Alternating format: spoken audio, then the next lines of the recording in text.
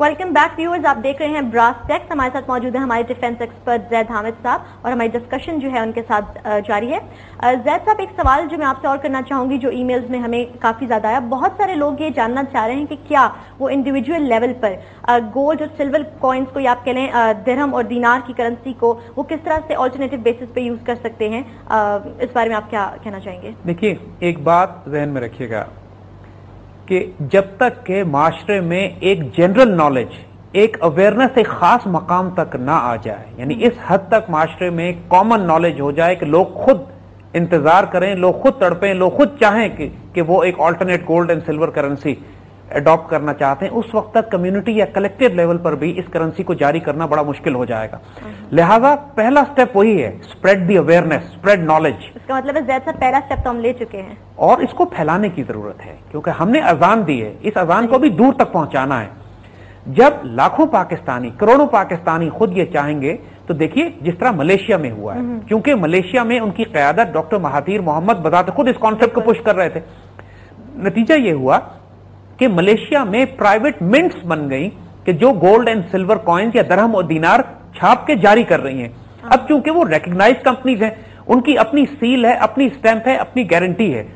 चूंकि उन मिंट्स की अपनी एक रेपुटेशन है, पूरा माशरा उसको एक्सेप्ट करने पे तैयार है, लिहाजा वो private mint gold and silver coins या दरहम और दीनार जो जारी कर रही है, लोग उसके सिक्के लेकर वो ज़कात में दे भी रहे हैं, अपनी सेविंग्स भी उसमें बना रहे हैं और उसको आपस में ट्रेडिंग के लिए भी इस्तेमाल कर रहे हैं, क्योंकि उनको मालूम है कि ये गारंटीड कॉइन है और जब ये वापस ले जाकर उस मिंट को या उस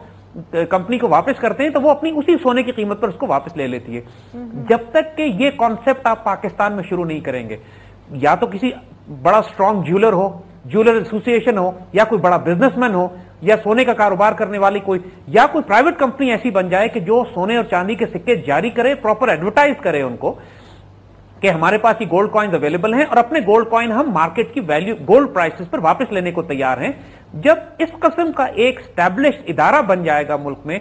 तब लोग बहुत सुकून और इत्मीनान के साथ दरहम और दीनार को भी ट्रेड करना शुरू करेंगे, जिस तरह मार्केट में यूरो और डॉलर्स और पाउंड और रियाल ट्रेड होते हैं, क्योंकि ये एक ऑल्टरनेट करेंसी के तौर पर मार्केट में आ जाएगा। अगर एक फर्द या एक छोटे से 10-15 लोग या 20-50 लोग मिलकर इस काम को करना चाहें तो उनको दिक्कत इसलिए हो जाएगी कि अगर वो किसी ज्वेलर के पास जाके सोने और चांदी के सिक्के बना भी लेते हैं तो कोई दुकान वाला उसको एक्सेप्ट नहीं करेगा, लोग शक में पड़ेंगे कि असली भी है, जाली है, या क्या सिलसिला।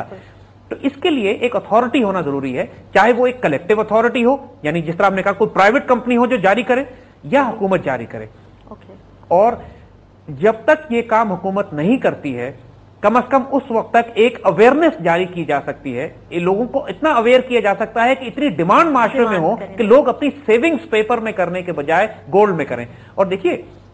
इस वक्त मार्केट में सोने की छोटी ईंटें 5 ग्राम की, 10 ग्राम की नहीं मिल रही हैं। लोगों को आमतौर पर शिकायत है कि नहीं मिलती हैं, लेकिन वही बात कि जब अवेयरनेस होगी, जब डिमांड बढ़ेगी, तो ज्वेलर्स भी लाके रखेंगे अपने पास और वो मार्केट में मिलना शुरू हो जाएंगी। तो फिर हम बात वही कर रहे हैं कि पहला स्टेप अवेयरनेस है, नॉलेज बेस्ड है। यूनिवर्सिटीज में, कॉलेजेस में, मुसलमान कम्युनिटीज में इस पूरे पैगाम को फैलाने की जरूरत है। हमारा प्रोग्राम अब आज अल्हम्दुलिल्लाह अल्लाह के फजल से 17 एडिशंस के बाद ये खत्म हो रहा है। हम कोशिश करेंगे कि इसकी जल्द से जल्द ट्रांसक्रिप्ट भी बुक फॉर्म में भी आ जाएं। ये हमारी वेबसाइट पे भी ये प्रोग्राम अवेलेबल है। लोगों से भी हम ये कहेंगे जो सुनने वाले हैं कि इसकी कॉपीज करा के डिस्ट्रीब्यूट कीजिए। देखिए, वक्त मुसलमानों के पास बहुत थोड़ा है, ये मुश्किल टाइम है,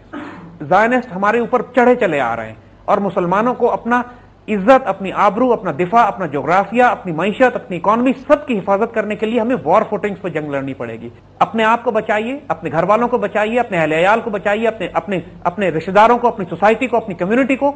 लोगों को इस ज़ायनिस्ट इकोनॉमिक मॉडल से निकालने के लिए इनके रिजर्व रियल वेल्थ में, ताकि अल्लाह ना करे कोई तूफान, ये स्टॉक मार्केट क्रैश करते हैं, हमारी करेंसी को डिवैल्यू करते हैं, हमारी इकोनॉमी को क्रैश करते हैं। तो जितने ज्यादा मुसलमान अपनी सेविंग्स के साथ बचाए जा सके, और ये हमने बचाना है इंशाअल्लाह। अगर हुकूमत वक्त को होश नहीं आएगा तो मुसलमानों को ज्यादा नुकसान होगा, लेकिन अगर हुकूमत समझ जाती है इस बात को, जो सारे एस्पेक्ट्स जो हम पिछले प्रोग्रामों में बयान कर चुके हैं, तो फिर पाकिस्तान उस तमाम ग्लोबल शॉक से महफूज रह सकता है कि चाहे वो फूड क्राइसिस की शक्ल में हो, या फ्यूल क्राइसिस में हो, चाहे वो